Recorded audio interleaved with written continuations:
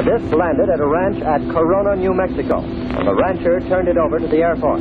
Rancher W.W. Brazell was the man who discovered the saucer.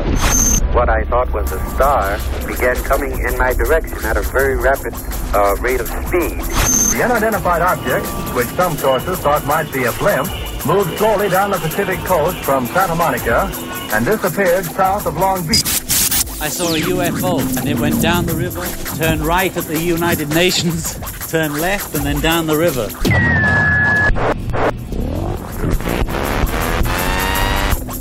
UFO classified. UFO classified. No more plausible deniability. Fact, fiction, or the truth. You decide. And now, the new voice of the high desert, the hostess of UFO Classified, Erica Lukes.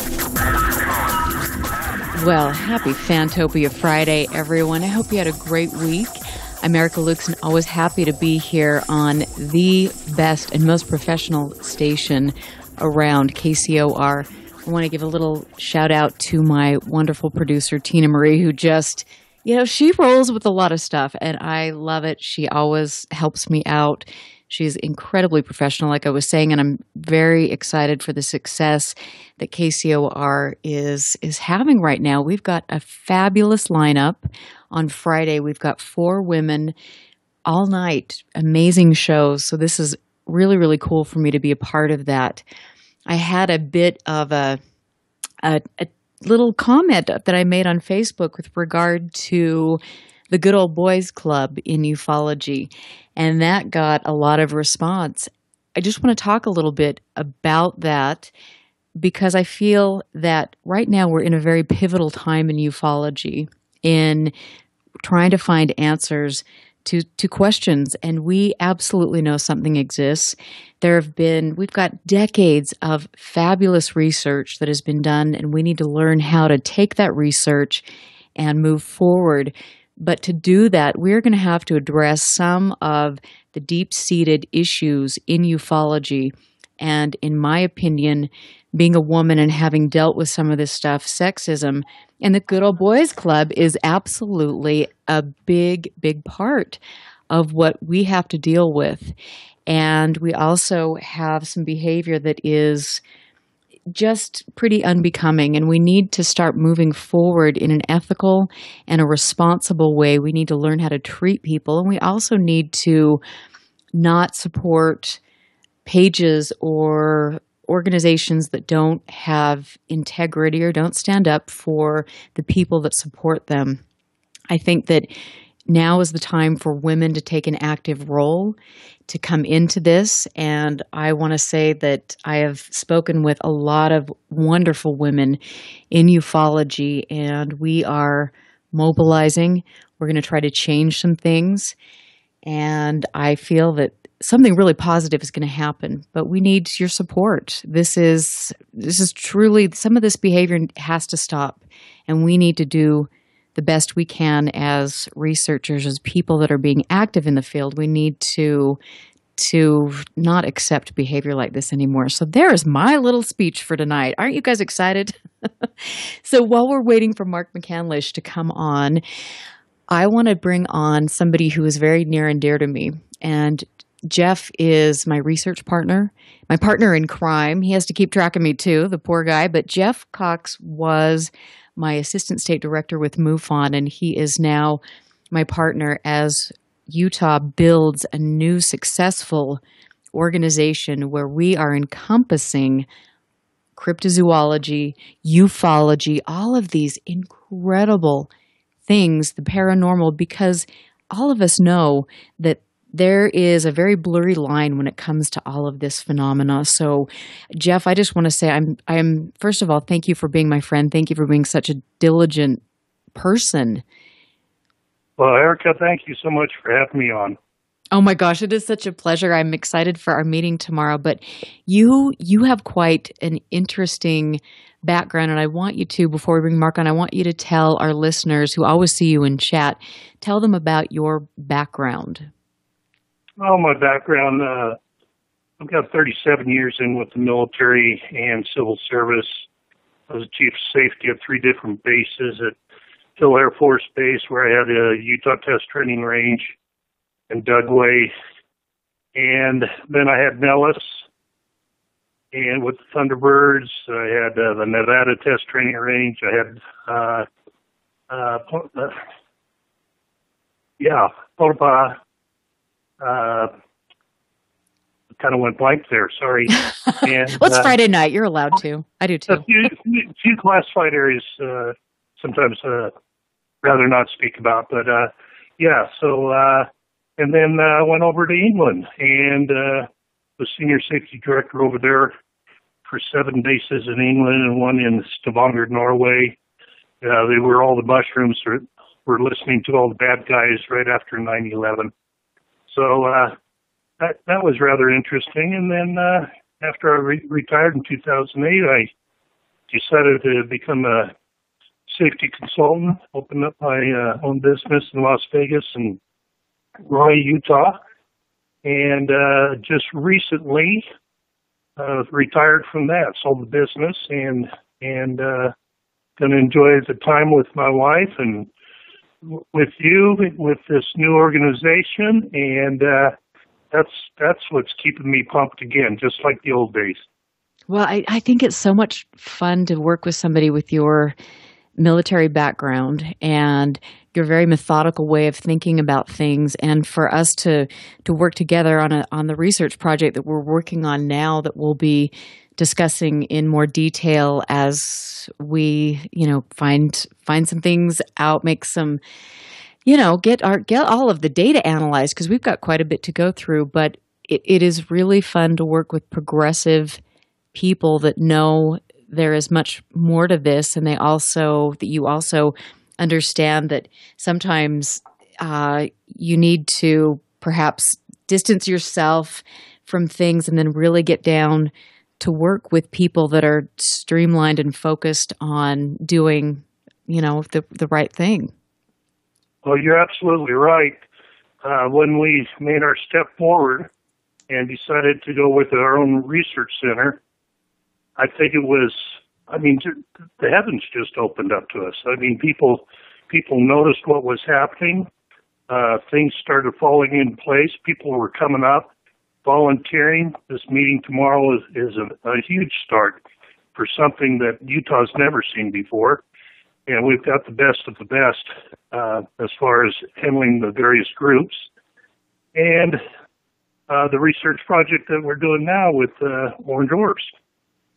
Yes, this is going to be so much fun. And I definitely feel, that, like you said, that things are falling into place, and we will we'll be able to pick the people that we associate with and know that they're of the highest caliber and want to do things and actually commit time and have integrity. And I think that's so exciting. I know that Utah is going to really be put, we've got so much going on here. You know that, and we're really going to put Utah on the map. So I am excited for that. And Jeff, I thank you so much for calling in. I'm going to bring in Mark McCandlish pretty quick, but I look forward to seeing you tomorrow, and I really look forward to working with you for many, many years to come. Thank you, Erica. Counting on the show tonight. Take care. Yes, thanks. So I love Jeff. Jeff is one of those rare people that you find that is excited and dedicated and incredibly brilliant. So that's fun. Thank you for calling in, Jeff. We're going to bring on Mark McCandlish here now, and I had a 3-hour conversation with him the other day, and we could have gone on and on about everything, because he is, first of all, he's a brilliant artist. So I connect with that. I totally clicked with it. He is an internationally recognized artist, and he specializes in aviation and that conceptual art with defense and aerospace industries. He's been doing that for 30 years, and he has worked for top American corporations with this regard. He's done some beautiful murals. Mark's father was a 25-year veteran of the United States Air Force, and as a consequence, my guest tonight has a lifelong love of aviation, of aircraft, history.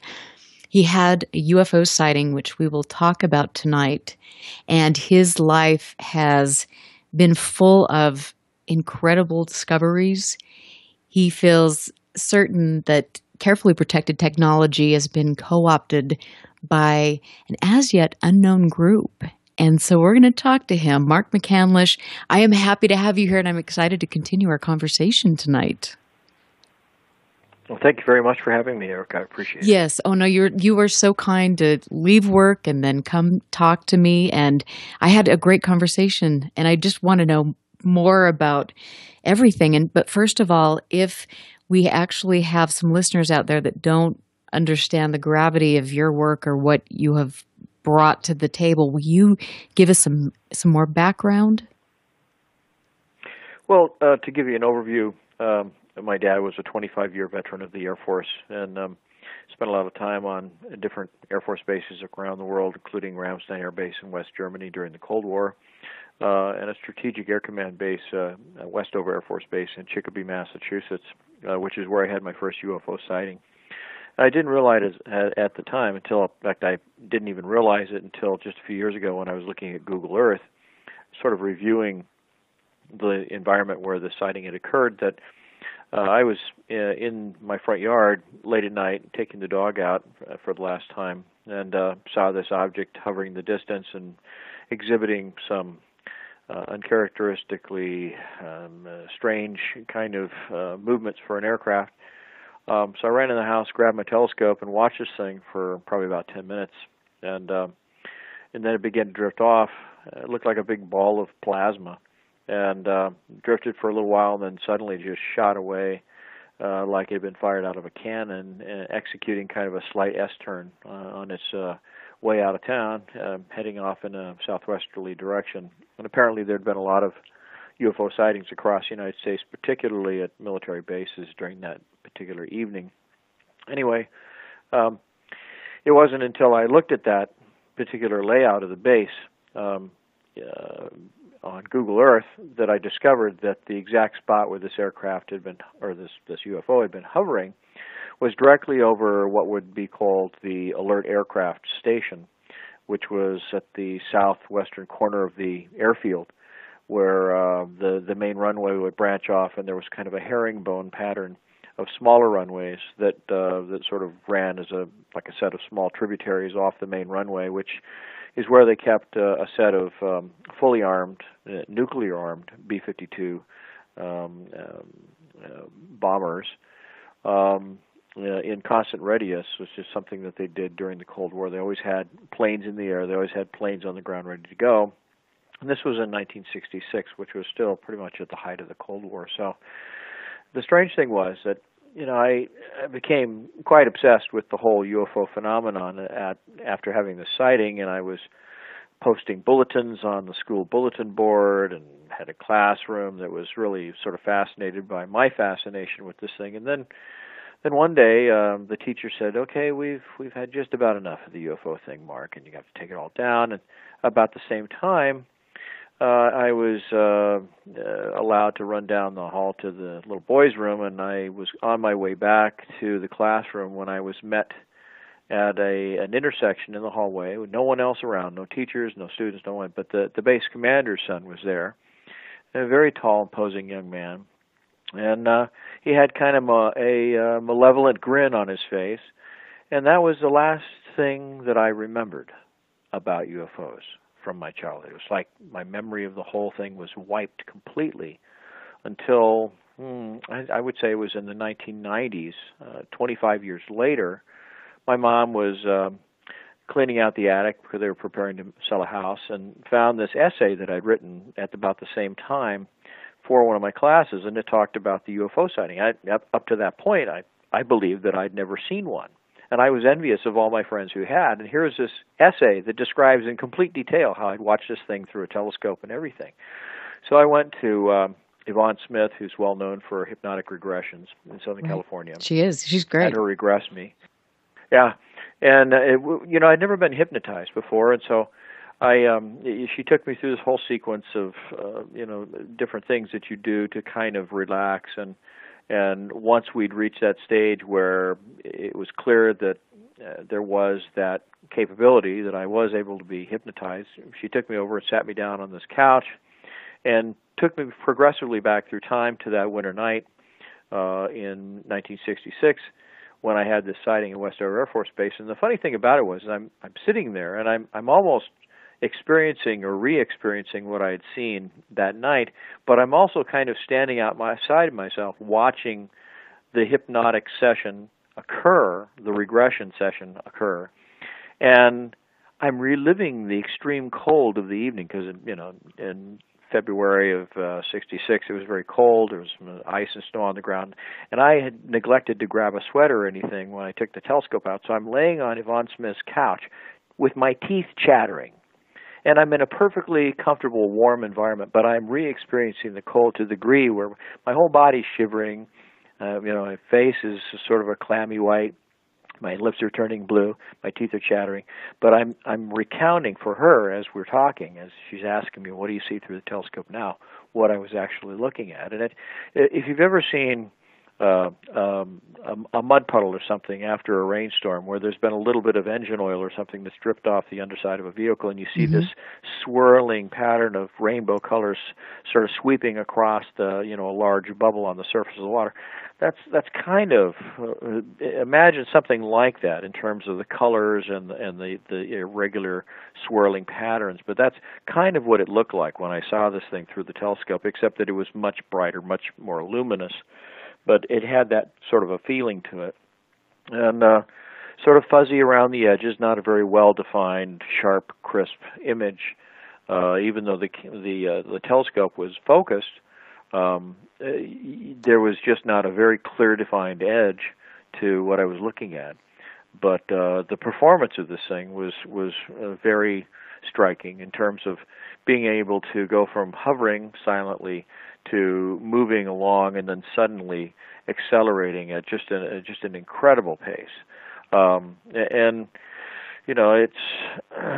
It still troubles me to this day that I went for almost 25 years without any recollection of what was a really significant sighting. And the funny thing was that just recently I became reacquainted with a kid that I'd gone to high school with, whose father I'd worked for at a Chevrolet dealership. He was I think he was the head of sales for a Central Chevrolet in Springfield, Massachusetts, and he was really a kind of your man's man and a no nonsense kind of a gentleman, always very dignified. But what I found out was that he'd been a high-ranking commissioned officer at Westover Air Force Base at the time that this incident had occurred, and that they'd actually given a code name to the incident. It was called I think it was Operation Red Block, whatever that meant. Well, that's incredible. Oh my gosh. Yeah, I mean, so suddenly, there are all these connections being made years later through social media and the internet and so forth. But that was kind of how it all started for me.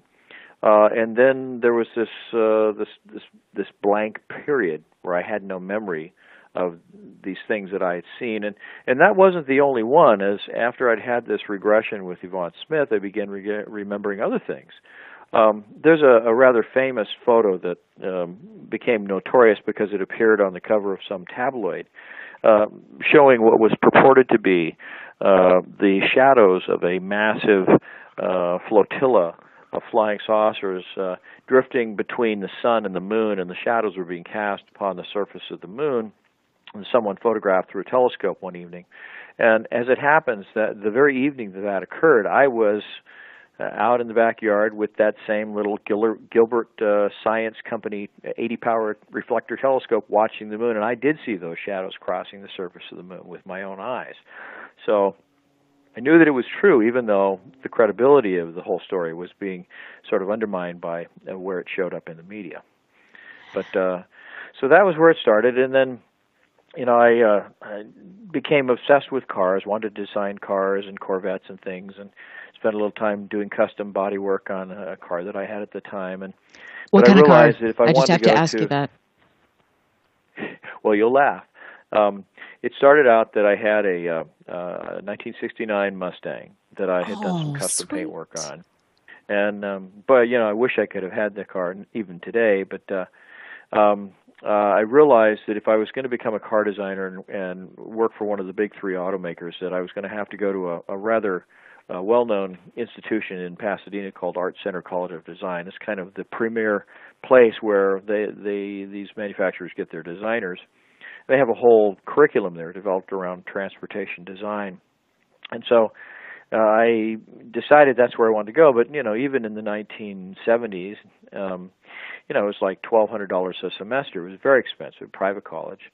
The minimum wage back then was $2 an hour. So oh my gosh, it just wasn't going to add up. I know, it's hard to believe, huh? But it is. So anyway, I decided the only thing I could really do was go into the Air Force myself and hope to get the GI Bill behind me. And this is right at the tail end of the Vietnam War. And to be honest with you, I felt that if the war was winding down, I didn't want to be one of the last people to be shot in Vietnam, when they were closing the door on that entire particular event in history. And so I decided that by joining the Air Force, I would be able to pick the specialty that I would be trained for. And I, of course, I loved fighter aircraft, so I wound up getting a gig as a weapons control system mechanic on the F-106 Delta Dart. And it was an aircraft built by Convair, had kind of a Coke bottle-shaped fuselage, area-ruled fuselage. I began learning about aircraft and weapon systems and this kind of thing. And it was very interesting, too, because in the summer of 1974, there was a major UFO incident off the coast of the state of Washington, one that author William Cooper reported in a book I think he wrote called Behold a Pale Horse. And he was on a submarine that was out of Bremerton, Washington, on its way to Hawaii, when they saw this massive disc come up out of the water.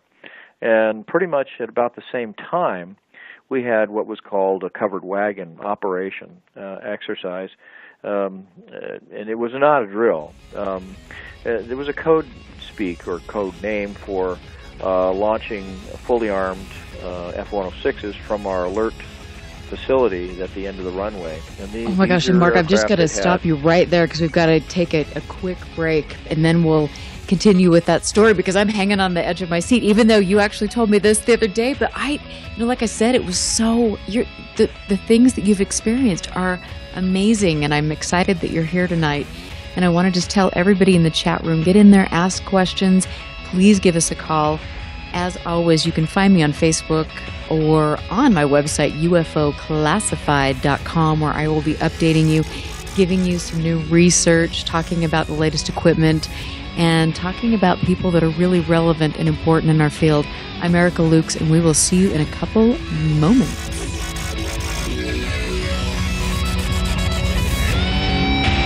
Stand by. This is UFO Classified with Erica Lukes. Erica Lukes. The phone lines are open now at 702-425-9230. That's 702-425-9230. Worldwide callers use Skype name KCOR Radio. More UFO Classified. UFO Classified with Erica Lukes on the KCOR Digital Radio Network. After this. Where'd that shot come from? Alpha 3 to Eagle 1. We've got company.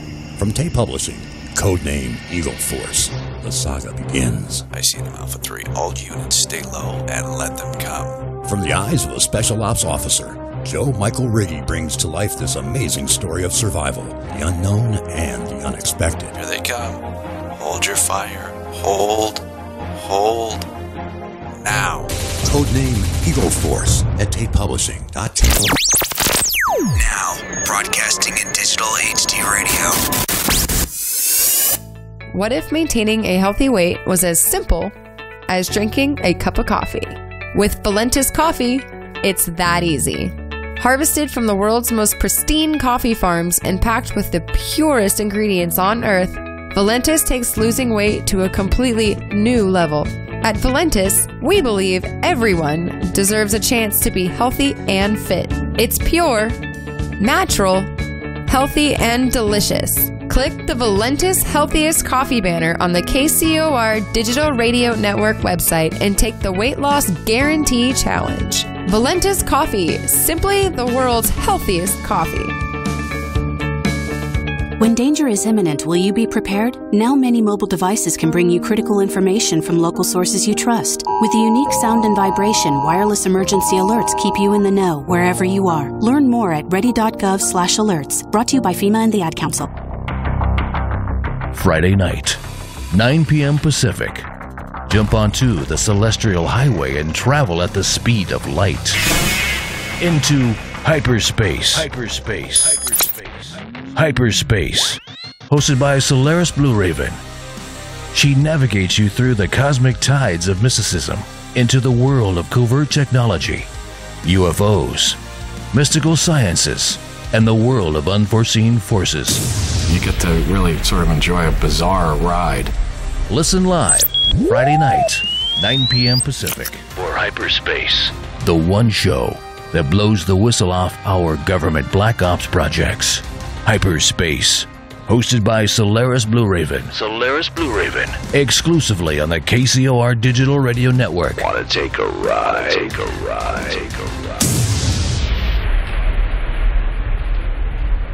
If ever a breed was affectionate to a fault, it's the Golden Retriever. They're people dogs, pure and simple. And the Golden Retriever Rescue of Southern Nevada needs your help. If you would like to volunteer, foster, adopt, or donate, go to the Golden Retriever Rescue of Southern Nevada's website at grrsn.org.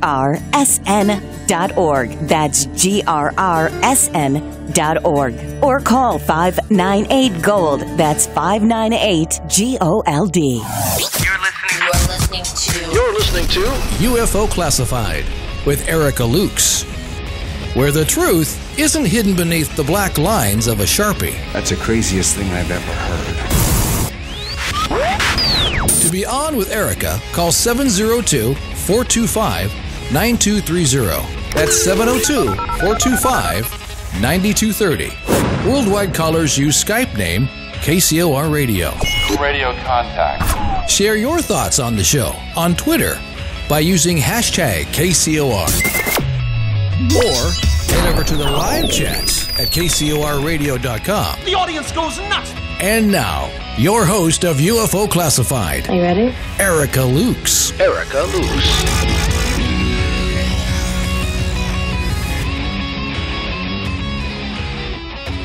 Welcome back, everybody, and happy Fantopia Friday. I'm Erica Lukes. As always, happy to be here with a brilliant lineup of very intelligent, strong women on KCOR.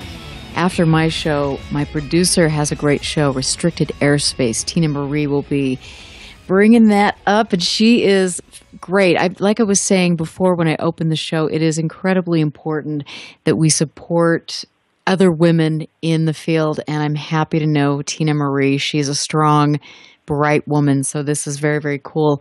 My guest this evening is Mark McCandlish, and he is somebody that I've heard about for a long, long time, and I have a friend who gets really amazing videos back east that had told me, you've got to get a hold of Mark. So Mark McCandlish is here. We had a great conversation the other day. And Mark, you were talking about something before we went to break, and I want you to finish that story. I'm sorry I had to cut you off, but take us right back into it. Well, we got an alert message called a covered wagon, which back in the 70s was code speak for enemy aircraft approaching U.S. airspace, and we need to launch fully armed aircraft to go out and intercept. And as I was saying before, this coincided directly with an encounter that a crew of a submarine that William Cooper happened to be a part of that were heading out of Bremerton on their way to Hawaii. And I never got to hear any of the details of the intercept, but we went out and assisted the pilots and made sure that their weapon systems all timed in properly, and they took off in full afterburner. All four of the lights of those afterburners were visible all the way to the horizon, and so we knew it was something serious. But, like I said, we never heard anything more about that. And then not too long after that, in about, I think it was August of 1974, the Air Force came in and informed us that they had made a programming mistake, and they'd overmanned my particular career field working on this plane by about 200%, and they were giving all of the young men with the least amount of time in service the opportunity to take an early out or to cross-train to another plane. And I said, well, it sounds interesting. What sort of planes could I cross-train into? And they had slots opening up for the F-15 and the F-16 and some other really interesting hardware. But the clincher was, the catch, if you will, was that if I did decide to go in and take another training course on another aircraft, I was going to have to extend my enlistment from 4 years to 6, which kind of threw off my program in terms of going to college and designing cars and that kind of thing. So it turned out that if you had 18 months time in service, you could get all your GI benefits, including the GI Bill. So I waited until I had 18 months and 2 days time in service, and then I said, okay, I'm going to take an early out. So I actually wound up being ahead of schedule by about 2.5 years, and immediately went back home, began working on a custom car, and you're going to laugh. It was a Pinto station wagon that I bought in the Air Force. But the front end of the Pinto love station Pintos. wagon I just have to say, oh my gosh, my uncle had one. Those things are pretty rad, and I've not seen one for 20 years. I know. And in fact, it was great because you could fold down the back seat and you could literally sleep back there. And even for me, I'm 6 feet tall, and I could pack all my stuff off to either side and have like a sleeping bag in the middle, and I didn't even have to stop at a hotel room going from Tacoma, Washington, where I was stationed at McCord Air Force Base, back to Massachusetts, where my family was. But anyway, so I redesigned the front end of this car using some headlights off a Chevy Monza, 76 Chevy Monza, and the restyling probably borrowed elements from the Dodge Super Bee and some other things, but it wound up looking like what eventually became known as the third generation Camaro. And the funny thing is when I finally did wind up getting accepted at Art Center College of Design as a transportation design major, every time the guys from General Motors came into town and were interviewing potential candidates for their design program, there was somebody up in the parking lot photographing my car. I heard this from other students. And so 4 years later, when the third generation Camaro came out, I think it was in '82, the similarities were striking, and I kept thinking, I should have got a patent. I should have gotten a patent. But I was a kid. I didn't know anything about that stuff. I also discovered that with the oil embargo and the encroachment on the U.S. market by Japanese imports, that the big three automakers were not hiring as many people, and the people that they did have, they were being asked to work on projects that could last 4 years. I mean, imagine designing and refining a taillight assembly for a future car for 4 years, and I just thought, there's no way I can do that. I'd be bored to death. So I decided to switch to a straight illustration major. I found that there was a bulletin in the school for a matte artist working with the film industry in special effects. So I went down and interviewed, got accepted. They brought me into the matte painter's apprentice program, and I worked for the better part of 9 months or so without any pay at all, which is kind of the way Hollywood works when you're an apprentice. And it got to the point where I simply couldn't afford it anymore, and so I had to leave. And the very next day, all the paperwork from the Matte Painters Union showed up in the mail. And by then, I no longer had a sponsor, so I was stuck again. And I wound up getting a job working for a defense contractor in Pomona, California, called General Dynamics.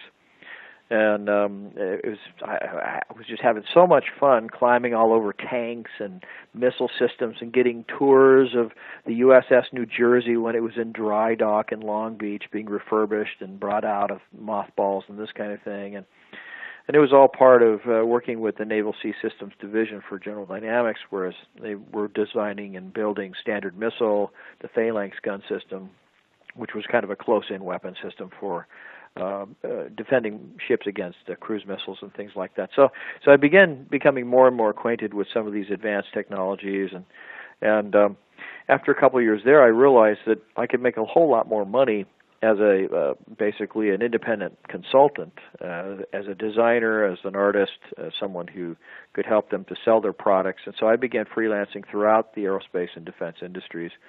And by 1988, I had quadrupled my income and was pretty excited about it. And it was right in the middle of all that when I started doing editorial artwork for magazines like Discover, Popular Science, and Popular Mechanics, when a former colleague from college saw one of my covers, got in touch with me through the art director of the magazine.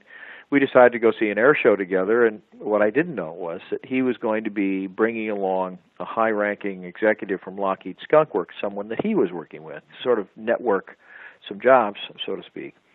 It turned out that this gentleman, and I later on discovered who he was, had kind of a surprise up his sleeve, and that was that right in the middle of this air show, which was at Norton Air Force Base in San Bernardino, a bunch of these high-ranking military brass and politicians like Alan Cranston and Congressman George Brown Jr., who is the chairman of the committee, Congressional Committee on Space Science and Advanced Technology, they were all flying up to Air Force Plant 42 in Palmdale, which is where Lockheed Skunk Works is located, disembarked from a military-style Boeing 727, went into this hangar, and they had a chance to see a number of I guess what you might call black aircraft, secret aircraft, or aircraft that didn't quite make the cut in terms of being put into production and deployment and that kind of thing. And one of the aircraft that they had on display was the losing competitor in the B-2 stealth bomber, the Flying Wing competition, which had been built by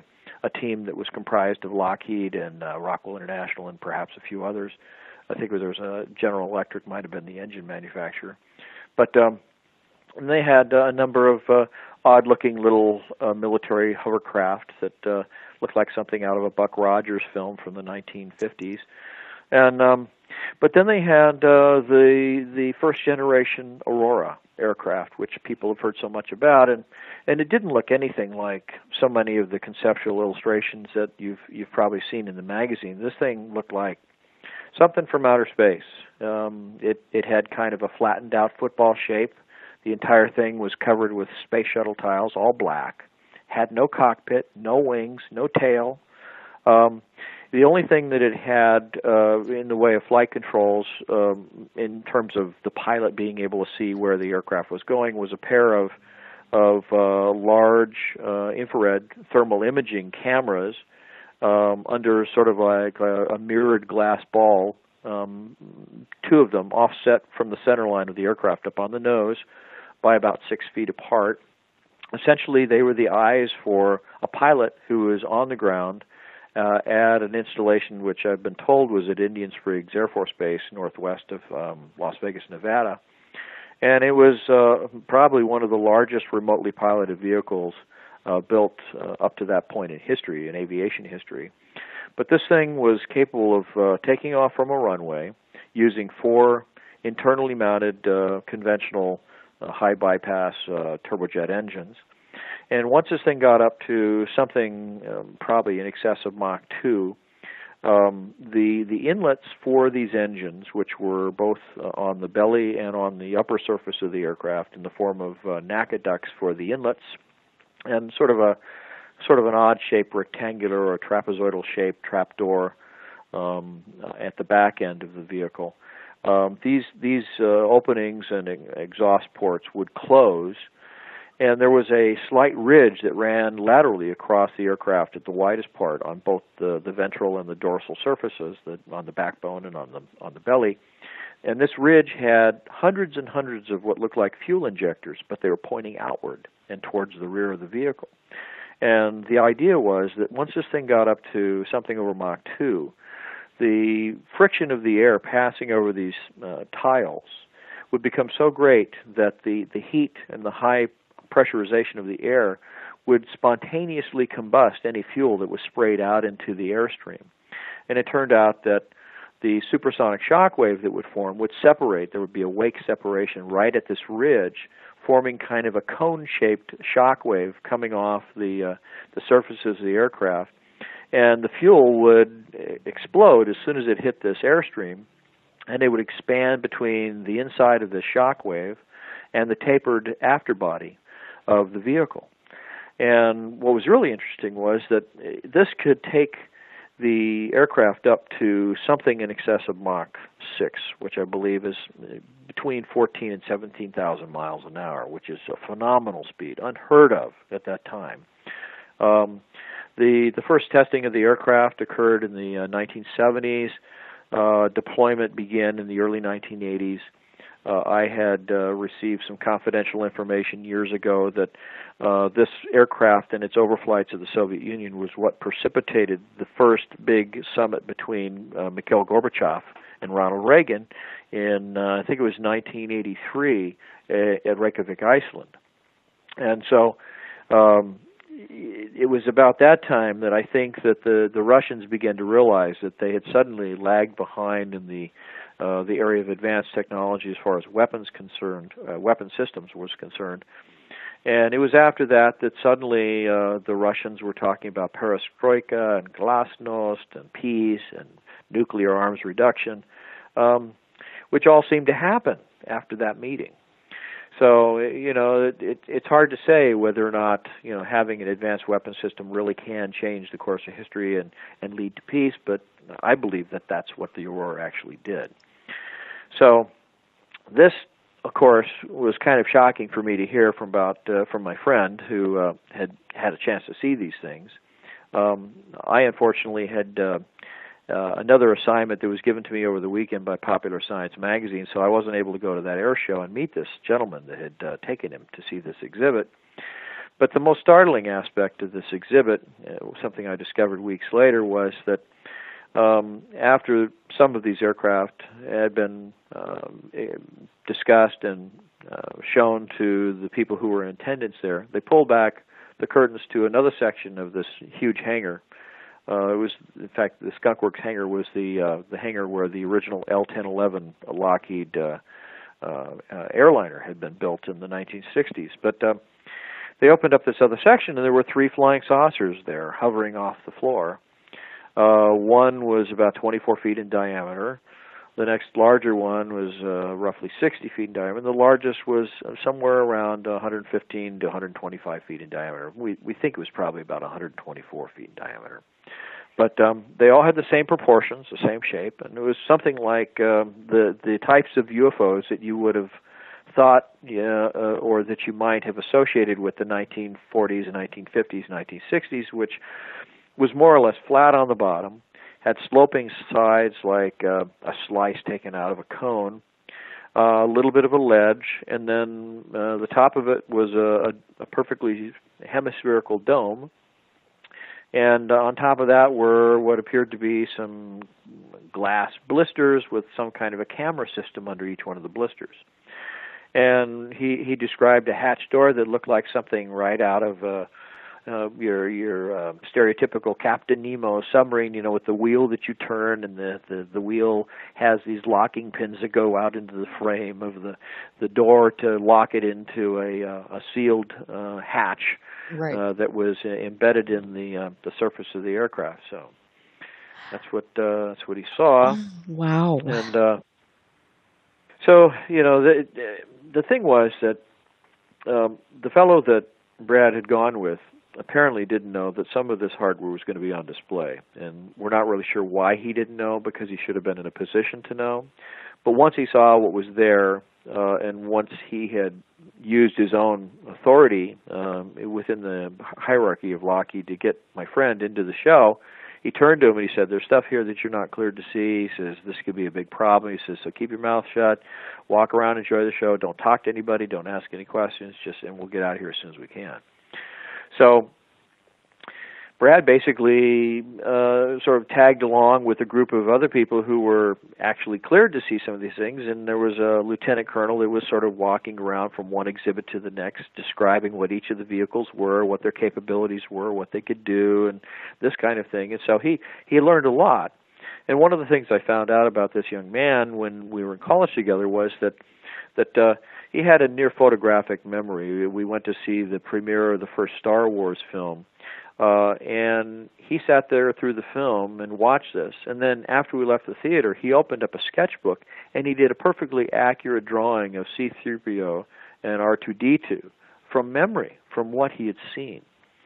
And so I knew that, he had, the ability to see things and then, give a fairly accurate accounting of what he had seen. And so when I met this fellow a week or so later for lunch, and I sat down and I was doing all these, the fancy, sleek-looking flying saucer types of things when he began describing this, he said, "Oh no, it looks like something out of the 50s, flat bottom, sloping sides, little blisters on the top." He said, in fact, what he was calling the synthetic vision system used what looked like the Lexan blisters and CCD cameras that you see in the security systems throughout the casinos in Las Vegas, Nevada. So that was an interesting connection. But he said that most of the hardware that was used in this vehicle was things that they got right off the shelf. The ejection seats were right out of an F-4 Phantom, a McDonnell Douglas aircraft. And the entire thing was made out of a composite material, what he was calling a pultruded Kevlar structure. Now, pultrusion is a process where you take something, a mandrel, say, like a beach ball, could be a mandrel, and you take a long thread of, say, a Kevlar strand that's already been wetted with some kind of a binding agent, a resin, a polyester resin, or similar type of resin. G10 by Dow Company is another one. And you begin wrapping the beach ball with this thread, and as the resin begins to dry, it binds all of these individual strands that wrap round and around and around the ball. So you suddenly have a rough texture, but you have this incredibly strong structure. Now imagine a pultruded ball 12 feet in diameter for the crew compartment of the smallest vehicle, and it has a wall thickness of almost 4 inches. This is something that goes to the very deepest part of the ocean without too much trouble at all. Mm-hmm. So you can see that through, and the other unique characteristic of something like that is that not only can it withstand a tremendous amount of pressure and meteor impacts and this kind of thing if you're out in space, but because it's a composite material, it's almost completely transparent to electromagnetic fields or to radar and things like that. So not only would it be stealthy, but it would also be something that would allow you to use powerful magnetic fields as part of the propulsion system, part of what makes the propulsion system work. And the system really was quite simple.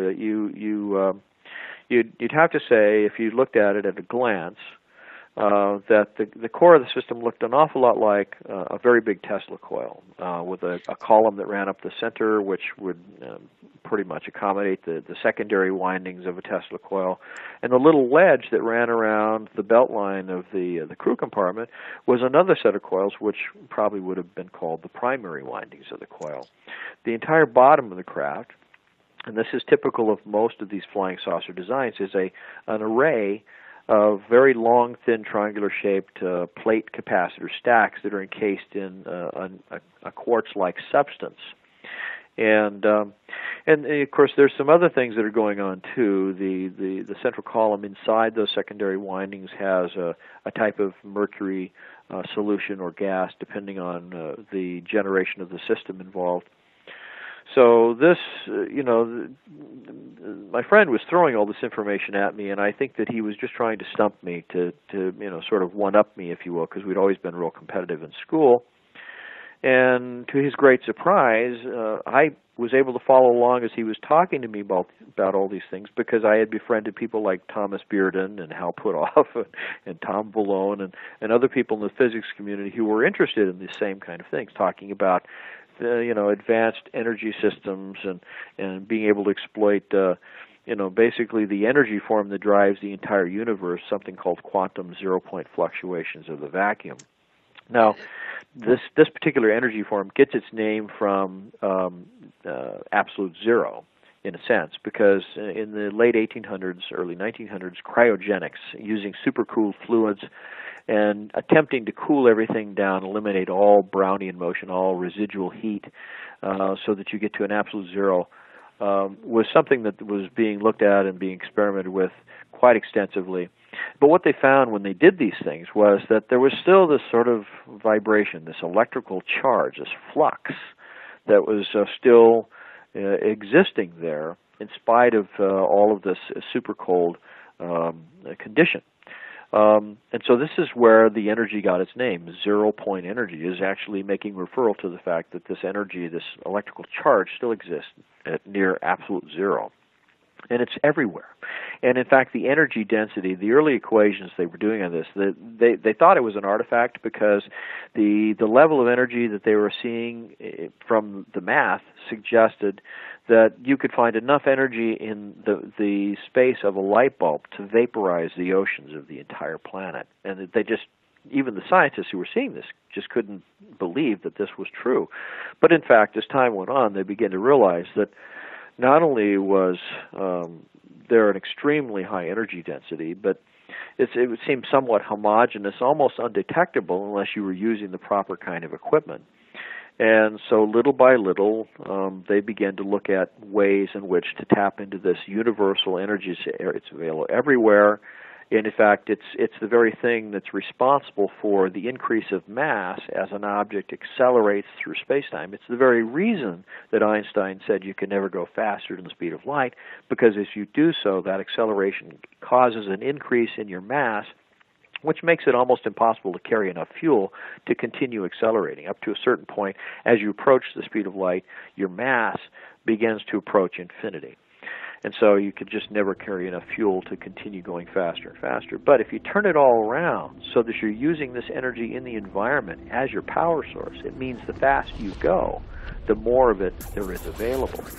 And if you're doing that, and you're using it, using the very thing that would be responsible for this increase of mass, the thing that would ordinarily slow you down, you're using that as your power source. So what happens is you have kind of an inversely proportional thing that happens there, where your mass begins to become less than it would ordinarily be. That is amazing. And I'm so sorry. I've just got to cut you off right there because you've got about 20 seconds to break, and then we're going to talk about this and also your film, the documentary film, and the death of your friend, the production manager. So I'm Erica Lukes. Yes, this is going to be interesting. Please stick around. The best is yet to come. We will see you on the other side of the break.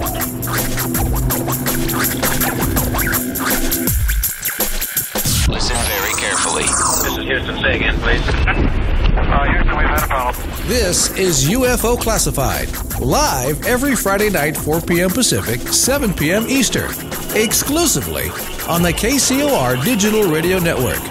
The truth is out there, just waiting to be discovered. And now, if you will, accompany me on a journey to the future. For more information on the host of UFO Classified, Erica Lukes, upcoming guests, as well as links to the past shows, visit her website at ufoclassified.com.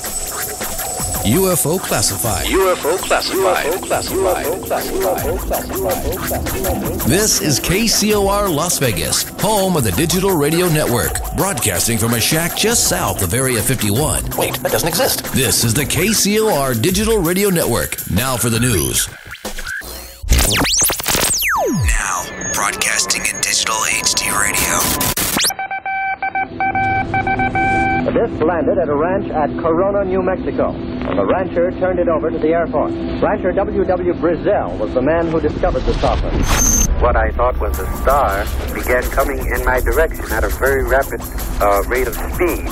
The unidentified object, which some sources thought might be a blimp, moved slowly down the Pacific coast from Santa Monica and disappeared south of Long Beach. I saw a UFO, and it went down the river, turned right at the United Nations, turned left, and then down the river.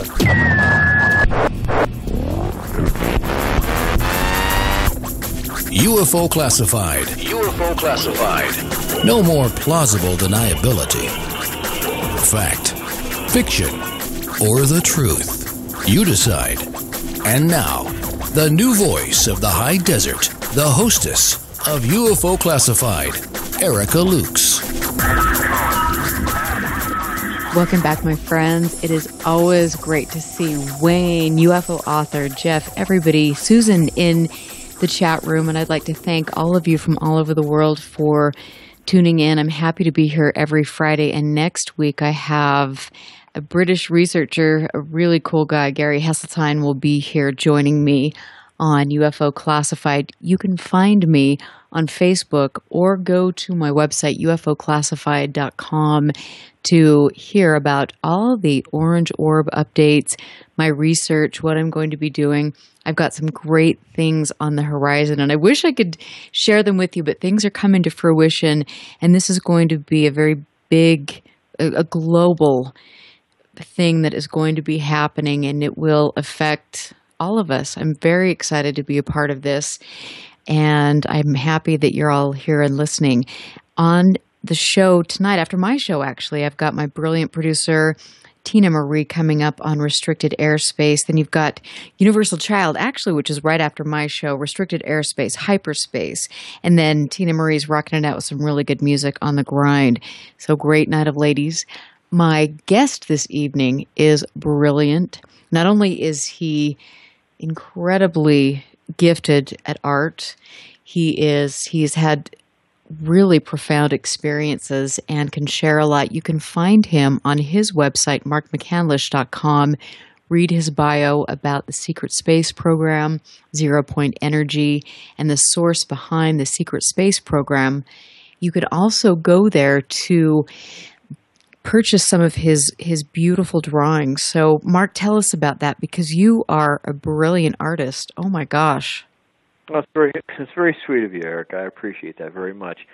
Well, I in conjunction with this program, I thought that it might be nice to offer your listeners an opportunity to see what the insides of this, the first, what I call the Model T UFO built by the military looks like, the so-called Fluxliner, alien reproduction vehicle. It did a cutaway within about 6 months after the first part of this information began to come to me. And I've got call-outs and lettering that designates the different components and describes what they are, what they do, what the theory of operation is.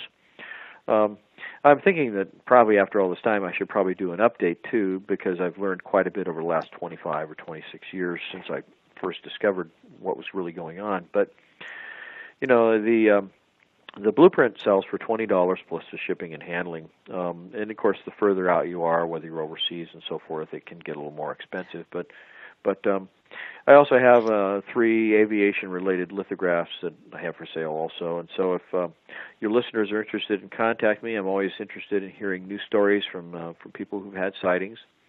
You can contact me, probably the best way is either through Facebook, Mark McCandlish on Facebook, or at my Gmail web address, email address is markmccandlish@gmail.com. So that's probably the best way. And then, once I know where people live, I can give them a quote on, what it costs to ship and so forth. Okay, well, I'm going to get one of the posters, and you have to sign up for me because I would love to have this here with all of my stuff. This would be wonderful. And sure. That would be, and my dad is an artist, and so I understand Really? how hard that is. He's actually he's internationally known, and he's won a lot of international awards. He is a brilliant landscape artist, and he's developed his own style. It takes him 800 hours to do a painting. Well, I'd love to see some of his work. Yeah, his name is R. Jeffrey Blackburn, and I will send you some links. But so I understand, the whole being an artist and the lithographs and the dedication it takes. And so when I look at your work, I'm just really blown away because it is remarkable. Well, thank you so much. I all my life I've just been obsessed with realism and nuts and bolts, in terms of aviation art. And that's really my forte, I guess you'd say, is aviation-related art. I love military history. Particularly where it comes to the design of aircraft, not so much because of what aircraft do in the military in terms of combat and weapons and things like that, but I've always been fascinated by just the shapes of the different aircraft, the things that they're able to accomplish because of the way the air flows around these different shapes.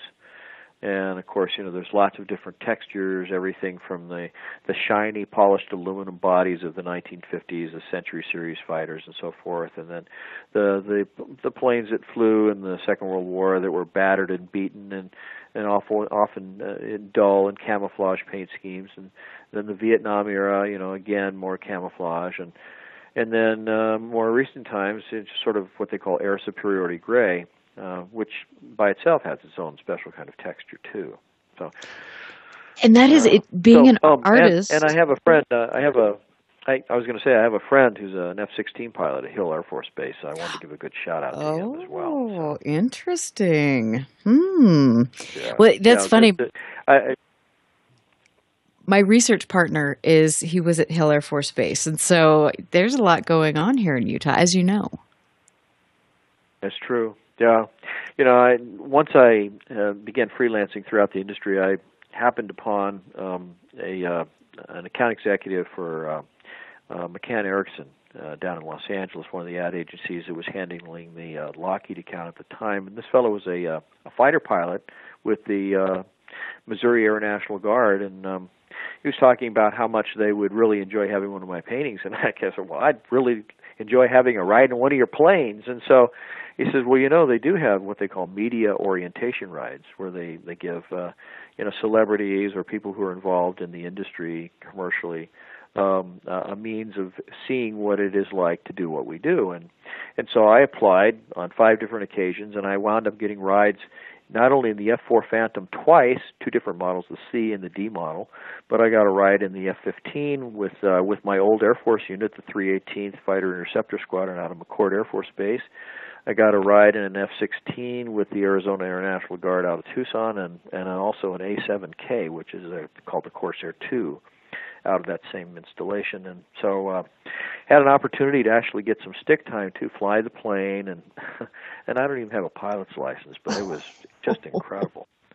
That's such a cool experience, and your work is hanging there for everyone to see, in different places. And I think that is so incredible. And you were describing, the different textures and colors and the way the light hits the metal and things. And so to hear you say that from an artist's perspective, it's very, very cool, because when you have your own personal sightings, you have a much more vivid way of perceiving things. Well, thank you. Having grown up at the knee of your father, who was an artist, I'm sure that you can appreciate some of the terminology that's associated with artistic expression.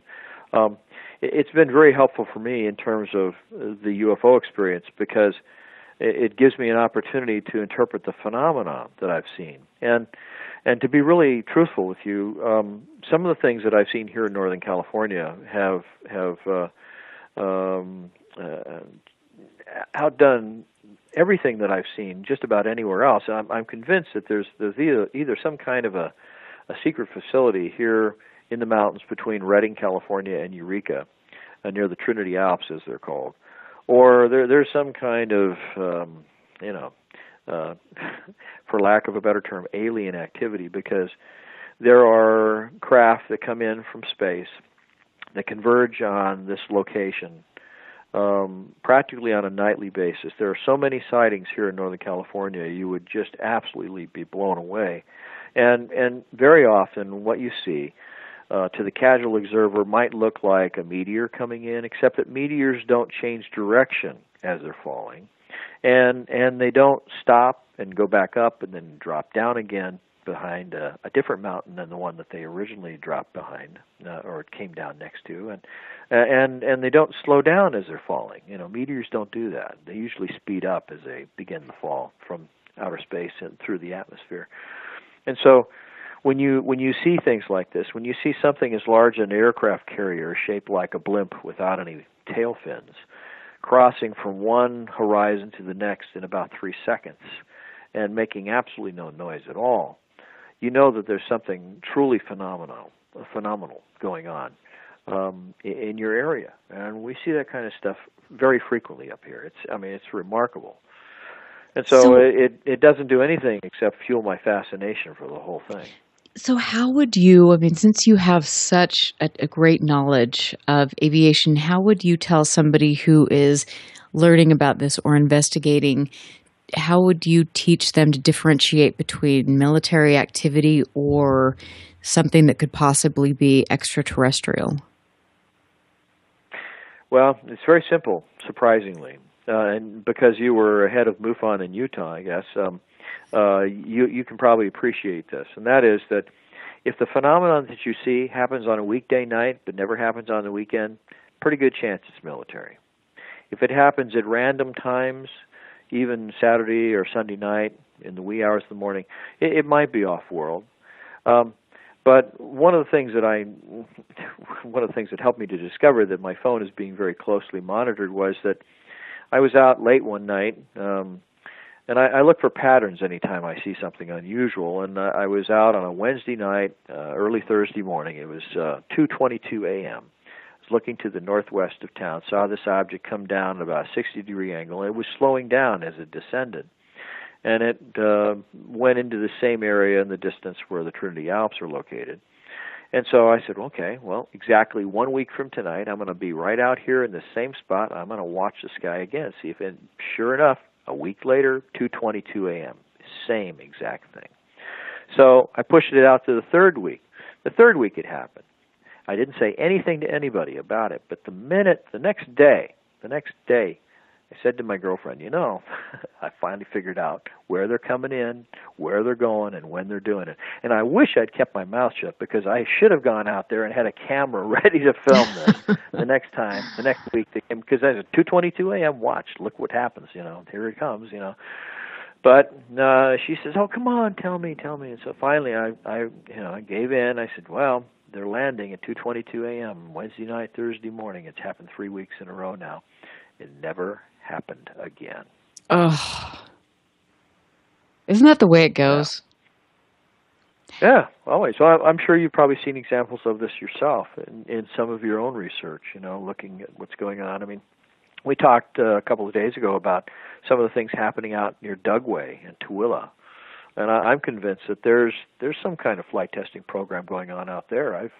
I've driven on Interstate 80 in the wee hours of the morning, and I've seen lights zipping around out there that obviously were not conventional aircraft. They sure weren't missiles, and they weren't meteors, but there's something happening out there. And it's not that far from Salt Lake. No, it isn't. Drive. It isn't. And tell us, because this is really an interesting story, tell us about what you observed when you were driving through my neck of the woods. Well, if you're crossing the Bonneville Salt Flats on Interstate 80, there's, of course, this long expanse of the dried-up salt deposits before you actually get to the Great Salt Lake. And there are a number of turnouts just inside the Utah border from Nevada. And that's about where I was. It was probably about 8 or 9 o'clock. It was, I think it was in February. So it was already pretty dark, but it wasn't completely jet black dark. And I noticed that at the turnout there were dozens and dozens of cars pulled over, people with binoculars and cameras, and they're standing there watching. And I drove by and I thought, what are all those people looking at? And they were all looking in the same direction. So I looked off to my right, facing south. And here I saw all these lights zipping around the sky. And, of course, there's not another turnout for like 20 miles. So it wasn't like I could just stop and say, oh, okay, I'll just pull over here. You don't ever want to pull off the road in the Salt Flats because you'll sink up to your axle in about 2 seconds. Yes, you will. Especially in the rainy season. So the timing of my trip and other things just didn't permit me to go back there on that same night of the week. I think it was probably like a Wednesday night. I've talked to a number of other people who spent a lot of time doing observations and looking for patterns just as I do. And that's one of the things that has been noticed, is that there does seem to be a lot of flight testing that occurs Wednesday nights into Thursday morning. And then the pilots generally see some kind of debriefing Thursday and Friday regarding the performance of whatever they were flying. So it seems consistent with military practices, I guess you could say, and the fact that you don't see any of this activity like on a holiday weekend like Christmas or Easter or Thanksgiving, almost never. But you see a lot of activity like 3 days before the holiday shows up, all kinds of stuff coming in and out of space. It's like everybody's coming home for vacation, right? Mm-hmm. So these are the kinds of things that make me think that we're talking about, advanced, very secret military hardware being operated by some branch of the government, maybe the Central Intelligence Agency. I honestly don't know. There's some discussion that the Navy has the lion's share of control over this kind of technology, but I honestly don't know the answer to that. So I had asked you the other day, do you think that, because I am under the impression that the military would never test anything over populated areas because it is definitely a safety hazard. I mean, what are your thoughts on that? Well, if you've ever spent any time outside and you've looked at all the stuff being sprayed out of the back of airplanes, you'd know almost immediately that that's not true. They don't care. In fact, they're happy to make you a test subject just about any day of the week. You know, years ago, right after I began freelancing and left General Dynamics, I did some freelancing for a former physicist. He was a very young physicist when he began his career, and he was one of the young men who were brought in to help design the first thermonuclear hydrogen bomb. And I was doing some conceptual artwork on a big solar project that involved a hydroelectric facility combined with photovoltaic cells and windmills, all in one big, large facility near Palm Springs that he was proposing. And as I got to know the man, we were on a hike one day, and he broke down. He began to cry, and he said, you know, I was involved in the development of the first H-bomb. He said the test was called Ivy Mike, I think it was. And he said, you've probably seen the film where there's a big blast out in the ocean. There's all these ships around the blast. Mm-hmm. He said there were 10,000 men and women, personnel on those ships observing that. He says, and what most people don't know was that we miscalculated what the yield on that weapon would be by 10%. Well, I'm sorry, by a factor of 10. So he said it was 1,000 times more powerful than we expected. And he said all those people were killed. Oh my God! Oh wow! And I was stunned when I heard this, absolutely stunned. And he said, but it's all been covered up. He says nobody knows about it. And you know, so they have no qualms about flying over your head or spraying stuff over your head. There are reasons for these things going on. In fact, I'm convinced that one of the reasons that some of these reflective, conductive particles are being sprayed in the atmosphere is because they help to obscure flight operations of a new generation of highly advanced aircraft, things that don't have wings, don't have jet engines, don't make any noise, but they go around. They can do things that you can just not even imagine. Something moving across the sky, what looks like 9,000 miles an hour, making a right-angle turn without ever slowing down. No sonic boom, no sound at all. Stopping on a dime, instantly. Taking off like it fired out of a cannon. I mean, I've seen all this, and I've seen this probably a couple of dozen times over the last 25 years or so. And so I know that it's real. And once you've seen this kind of thing, if you've ever had the chance to see it, and mostly you have to be outside at night watching the sky if you have any hope of seeing these kinds of things. But if you do, it'll change your life because you know that you will know there's a whole other branch of physics that nobody's talking about, that somebody's exploiting and using to great advantage. Right. And I just have to say that you did. The question is who? Exactly. And it's interesting because you did mention the fact that the military would have no qualms about testing things over civilian populations or even, you know, and I agree with you because I think about Dugway. And I think about some of the, even though they were trying to contain things, but there were things that they did that have very adversely affected our environment here in Utah. Wow. That's right. Well, that's what the film by the actor George C. Scott, Rage, was based on, probably about 25 years ago.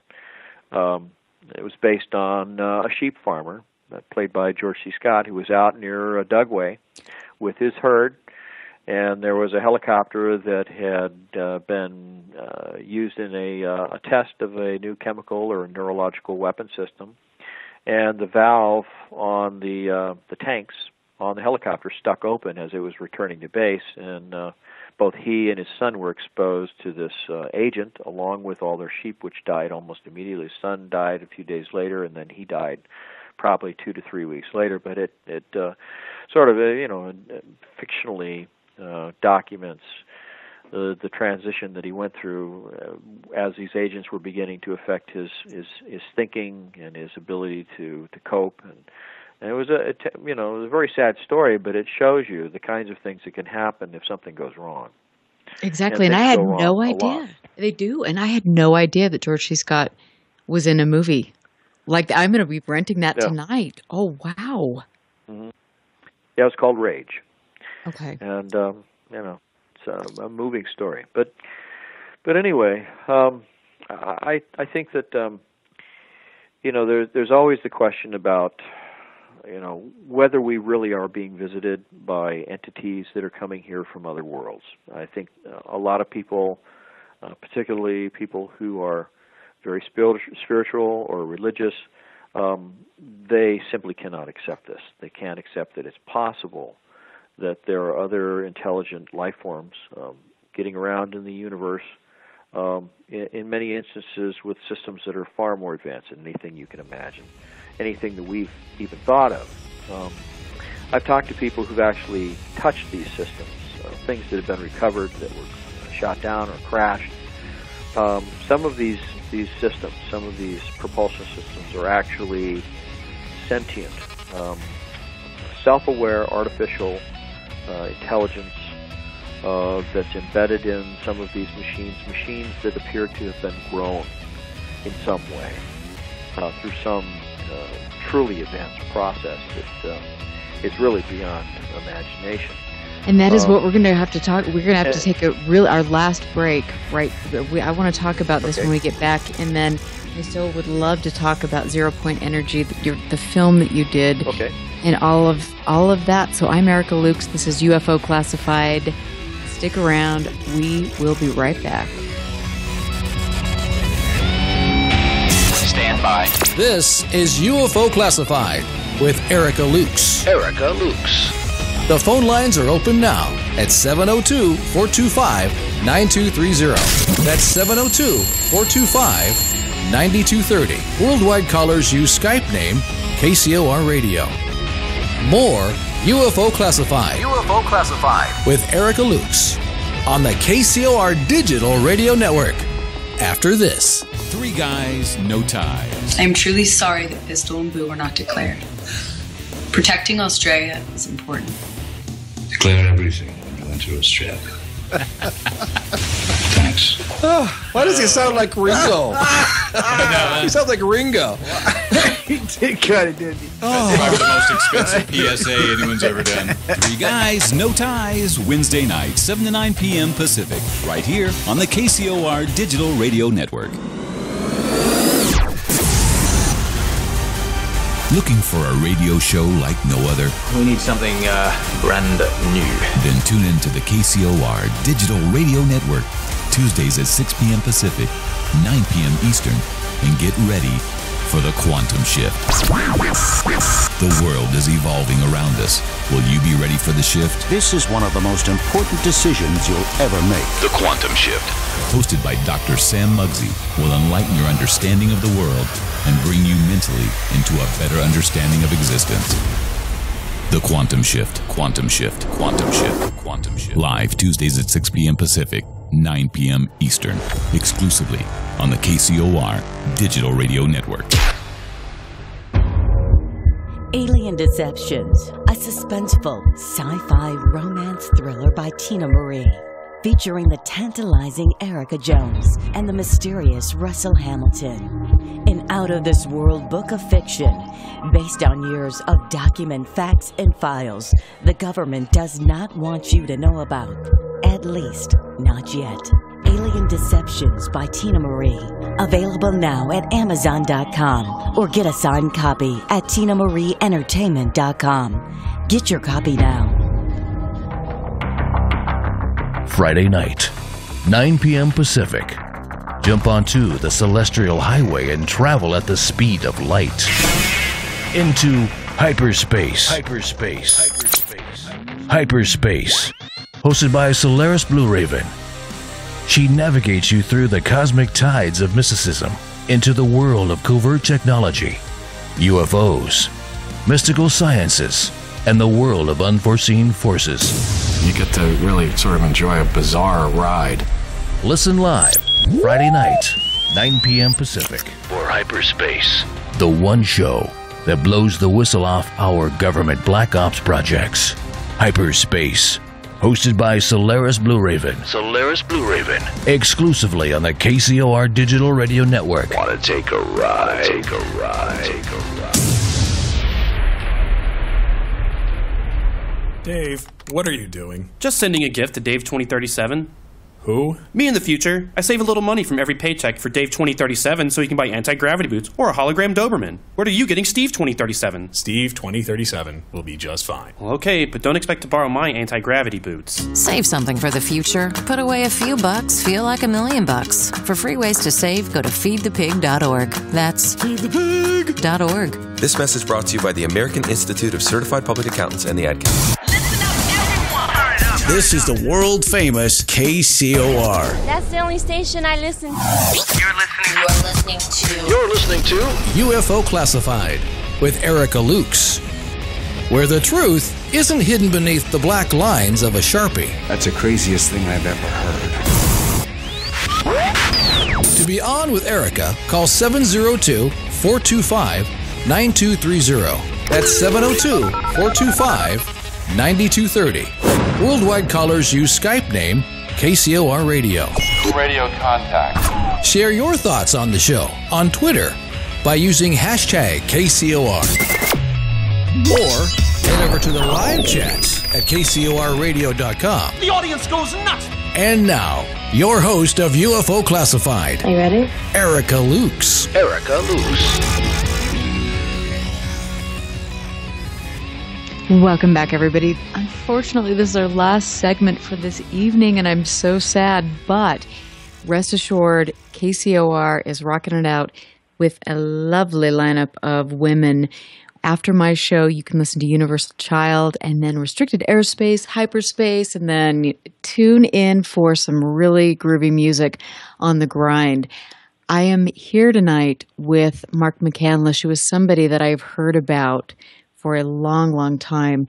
He's not only a brilliant artist, but he has made some startling connections between all of the alien production vehicles and the zero-point energy, the power source behind the secret space program. I mean, there's so much, and I had a brilliant conversation with him, and I just want to keep going because we were talking about orbs, we were talking about personal sightings and many, many different things. But Mark, welcome back, and thank you so much for being here. And the conversations on break are you're just welcome. amazing. I've enjoyed it thoroughly. Oh my gosh! Well, thank you so much. Yeah, absolutely. And it's always fun. Yeah, it is fun, and I think that when I hear about people in the field and that are held in such high esteem, I mean, you are one of those people because of your background. Well, thank you very much. I didn't know that. Well, not every day people come up and say, "Oh, everybody else thinks very highly of you." Well, no, they do, and these are people that I respect a lot. And that's saying something because you kind of work your way through this field, and you meet some people that are, don't have the best intentions with things. And I've definitely found a group of people that do, and they think that you are incredible. Well, that's very kind of them to say. It's not something that I went looking for, believe me. And I think I said this in the film that James Allen produced, and that was that, I didn't go looking for ways to violate national security. It was never my intention. It was just that I thought that if any of this stuff was true, if these things really did exist and they really were being built and flown and, we could go to Mars in 3 hours instead of 9 months, my God.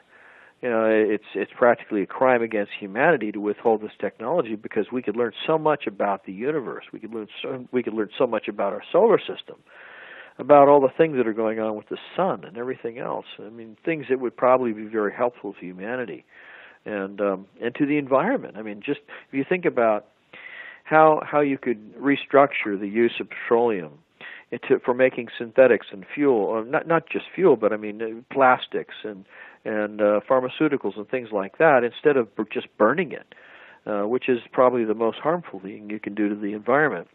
If we could harness this power in a way that was, that didn't have a bad or a negative kind of a footprint, like radioactivity or, those kinds of problems, it would probably be one of the best things to happen to humanity because we could stop worrying about the residue of all these chemicals winding up in the environment and causing so much harm to the ecosystem, the food chain, everything else.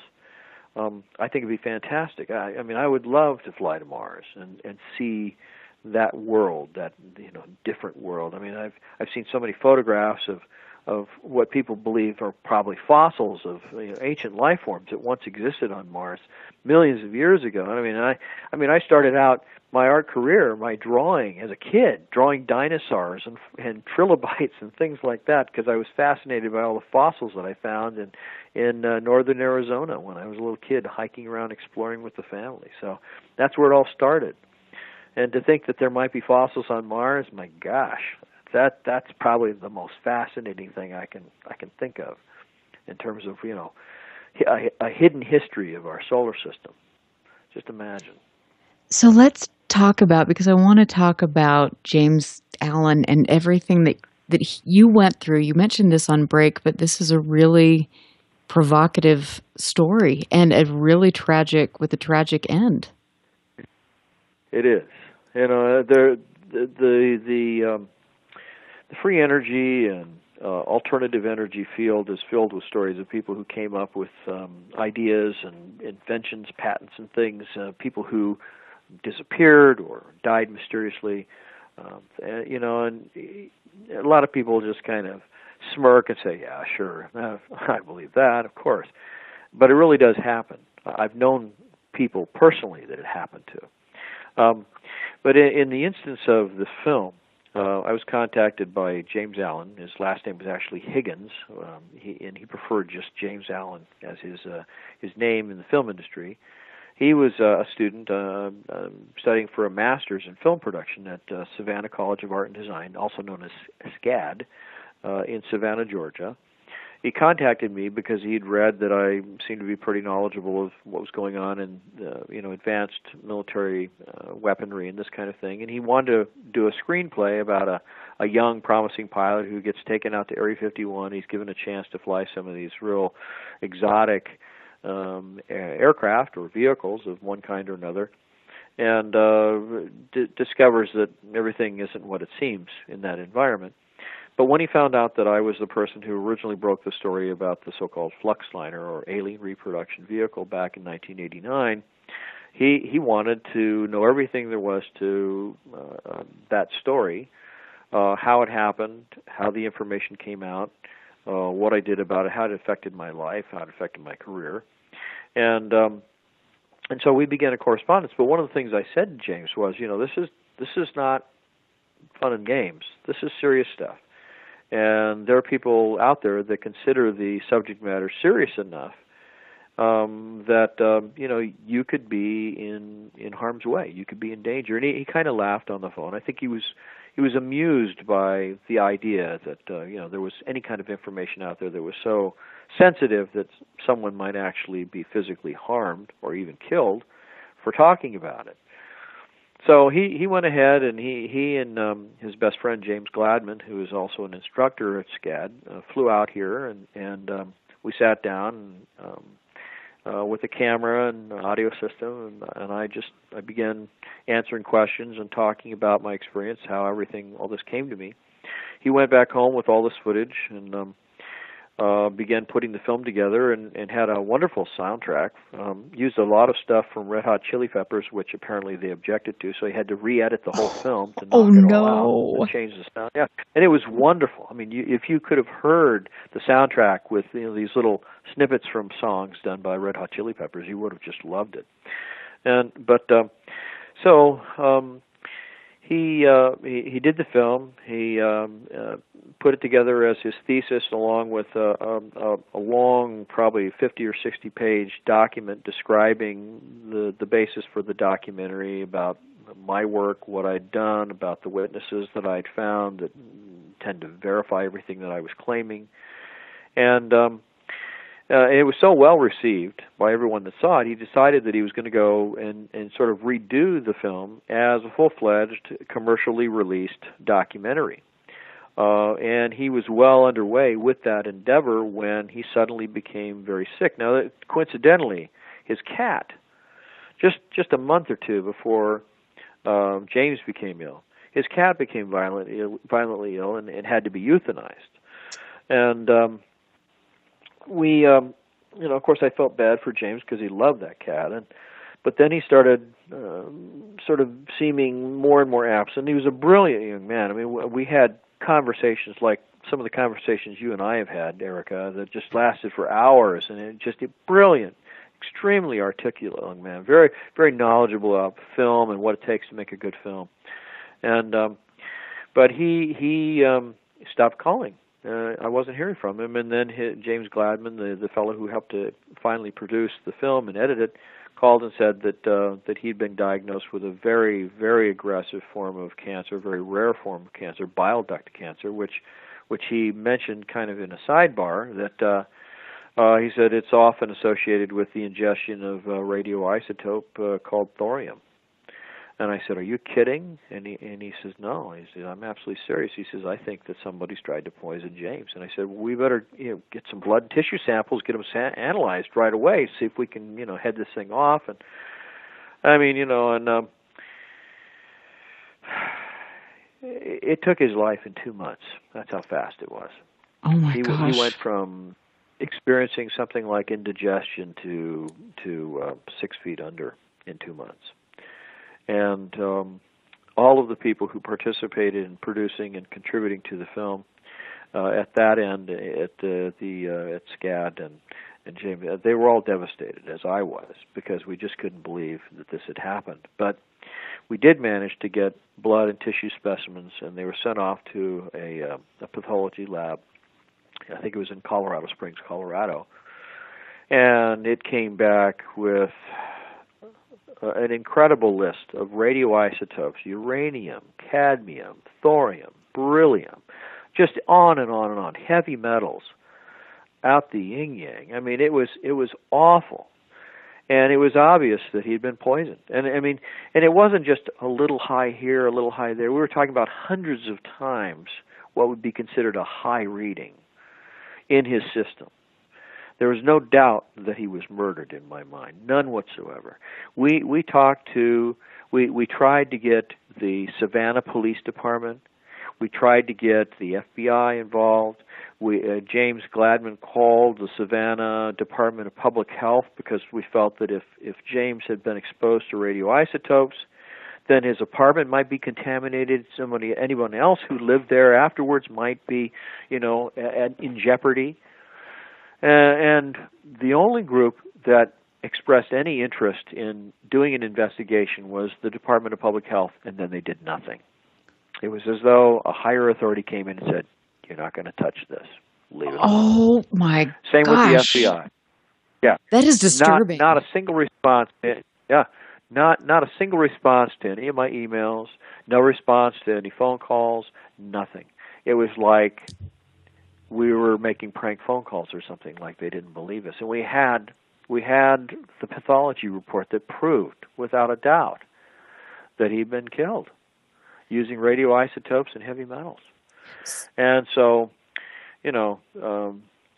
but there are other people that I've known. Mark Tomian was a researcher who I was introduced to by Dr. Stephen Greer because I'd been a part of the Disclosure Project in 2001, right before 9/11 happened in May. Went back to Washington, D.C. and swore that, if there were congressional hearings, that I would be happy to bear testimony to what I had seen, what I experienced, what I'd found out, what I was aware of. And along with about 25 other people who had the guts to stand up and say pretty much the same thing. Some have had some startling evidence. There was a fellow from the FAA who had radar tapes and everything of this huge UFO that had been following a Japanese airline cargo plane, the 747 up in the area of Alaska. Had all kinds of data that was irrefutable that there had been something huge in the sky with that plane at the same And that was time. Callahan, right? And wasn't the fellow from the... Yeah. Yeah, a very, very interesting gentleman. I really admire. He makes a presentation that is not only fascinating, but he has an interesting way of telling the story that's actually quite humorous too. So nothing was done. No one has said a thing, and that's probably the thing that upsets me the most. Is that here was this young, talented guy who never really believed that he was in any danger by talking about this stuff, because it was kind of a fringe topic. And yet, I know another young fellow, his name was Mark Cummings. He was married to the daughter of Russell Targ, famous physicist who was involved in the Stargate program, along with my friend Hal Puthoff. And his daughter and her husband, Mark Cummings, they got married right before she passed away. He had been doing some experiments with custom fabricated barium titanate crystals. It was basically a 7 or 8 inch long crystal. It was made by a factory just outside of the San Francisco area. Double terminated, meaning a point at each end, sort of an octagonal cross section. And he had 2 different coils of copper wire wrapped around this crystal that he'd built, and he had a bunch of oscilloscopes and radio frequency transmitters running different types of signals through these wires, different frequencies, different pulsing, different things. And he stumbled across one set of frequencies and amplitude and a modulated signal in some way. And the crystal began to glow a bluish-green color, began to make a high-pitched ringing sound, kind of like when you're at a wedding and you have your wet fingertip rolling around the edge of a wine glass. It's making that high-pitched ringing sound, that people do. And he said that the output coil, the second coil wrapped around this crystal, was putting out 125% of what the input coil was putting in. In other words, if he put in 100 volts, he was putting out 125 volts on the output side. Well, he was very excited, packed up all the stuff. He had a little lab that he'd been given the permission to set up in the basement of the physics building at UC Berkeley. And I'm not the time frame on this is sometime prior to 2000, but I don't know the exact year. But he was a teaching assistant in the physics department at the time. Within 8 hours, his house was being ransacked by people in 3-piece suits with mirrored sunglasses, earbuds, driving black Suburbans with the windows blacked out. They confiscated everything from the lab, all his notes, all of his equipment, everything. Put him in jail for a while, kept telling him that, of course he knew why he was there, but they would never tell him why he was there. And then they made some vague accusation of setting up a closed-circuit camera system to observe ladies in the physical education building taking showers, which, of course, was never fully charged. There was never any charges made. There was never any evidence that it actually happened. But that was the kind of leverage that they were bringing to bear to basically make him shut up and not talk about it, not mess with it anymore. And I asked him, I said, Mark, when you did this experiment, do you think that there was some kind of a footprint of whatever you did that was significant enough that someone who knew what to look for, was listening for, heard, was able to triangulate your location, figure out who you were, track you down in a matter of hours, and then begin a suppression effort of your research? And he said, absolutely, there's no question in my mind, no question whatsoever, that that's exactly what happened, that somebody was listening because they knew what to listen for.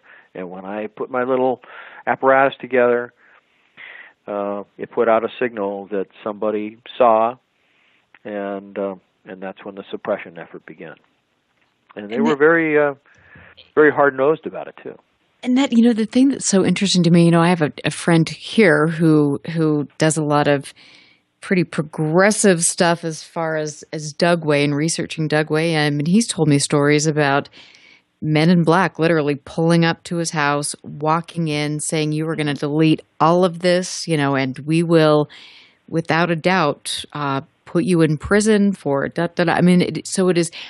People think that this stuff doesn't happen because it seems so Men in Blackish, the kind of something surreal like a movie, but this type of stuff happens, especially when you start talking and dealing with this sort of thing. And do you feel like that you have been monitored and your phone's been tapped? There's no question. I mean, there were a couple of occasions when I wasn't at home. My girlfriend was at my place, and the phone rings, and a gruff male voice says, "You better tell your boyfriend to stop what he's doing, or he's going to be in very big trouble." And then they hung up. And within the following year, all of my bank accounts were confiscated. My cars were confiscated. And they used the long arm of the IRS to do it. And the police were standing right there, and I said, "Look at the paperwork. This paperwork is all flawed. They haven't perfected any kind of seizure warrant. They haven't done anything." I mean, I spent a lot of time in the law library looking at what was going on, and it was all completely flawed, every last bit of it. And so I wound up, getting my money back because I decided to stand up and fight. I wasn't going to take it, and I got my cars back too. In fact, except for the Fiero, which was in a wreck, I still have the '89 Nissan Maxima, which I'd purchased new shortly before all this happened. But I had to go to the law library and learn how to fight the government over what amounted to false accusations and the theft of personal property under the color of authority.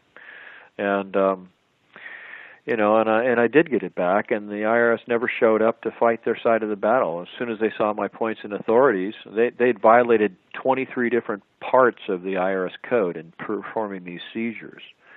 They were using Office of Management and Budget case numbers that had been duplicated over and over and over again, and other cases had nothing to do with me. So they were basically fraudulently using OMB numbers for cases. They never went to a judge, a federal authority of any kind, to get a warrant. They never got a signature from a judge. There was never any notice given to me that there was any sort of a hearing. Nothing. I mean, just on and on and on and on and on. So I got all my stuff back, and I haven't heard from them since. So in a nutshell, fact, why do you think? I mean, sorry to interrupt I think you, it's because I was one of the few. I think it's because I was one of the few people that stood up and said, "I'm not going to take this crap," and I've got the law behind me because I can see that you've broken your own laws, you've broken your own guidelines, you're not even obeying your own codes, So I think the fact is that they knew that if they ever did go into a court of law, I'd show this to a judge, and if the judge, of course, wasn't a corrupt judge, hopefully it's not a corrupt judge, but if the judge had an opportunity to see any of this stuff, these people would have been sanctioned in a major way, probably face jail time because and they've why were broken they the law doing in that a very, to you? very serious way. So why? I mean, I think it was. I think the idea was they wanted me to stop talking about this stuff. And you were that much of a they weren't threat. happy that I was. Well, I mean, that's incredible. If you're running around saying, well, yeah, but it happened, and if you're running around saying, we're being abducted by aliens, that can be ridiculed, and you can your credibility can be undermined, and by the way, the alien abduction experience is as real as a heart attack. Believe me, I've seen it firsthand. I know what those people are going through, and it's no joke, none. But as far as some of these advanced technologies, there's obviously a national security interest in any kind of a technology that gives us an edge over the Russians or the Chinese or the North Koreans or some terrorist organization, and that's where the real concern and the care comes up in the handling of this kind of information. Because there's a lot of things I know about the technology that I haven't said because I don't want to give anybody the tools for actually building this stuff. Exactly. At least not somebody that might be an enemy of the United States. And there are people who offered me, lots of money and high ranking in a corporate structure to talk about everything that I knew about. But I just had the feeling that everything that was being presented to me was largely fraudulent, and that the people were not to be trusted. And Mark and I have to say, we're getting ready to close the show. Oh, it's so sad because again, I can hear you talk, and I will have you back. And actually, I will call you as soon as possible because there's so much I didn't even talk about tonight. But I want to say thank you for your courage to stand up and do this, because I think there are special people that really are they are obviously in harm's way to speak about this. So thank you very, very much. And I will be getting I will order one of your signed pieces of art. And I'm very excited about that. Please go to markmccandlish.com and do that yourself and spread the word, because this is too important to not know about. Mark McCandlish, thank you so much for being here. And I want to say, you're welcome, Erica. I appreciate your invitation. Absolutely, and please tune in next week because Gary Hesseltine will be here. Find me on Facebook and stick around for a brilliant night of ladies on KCOR. We'll see you next week.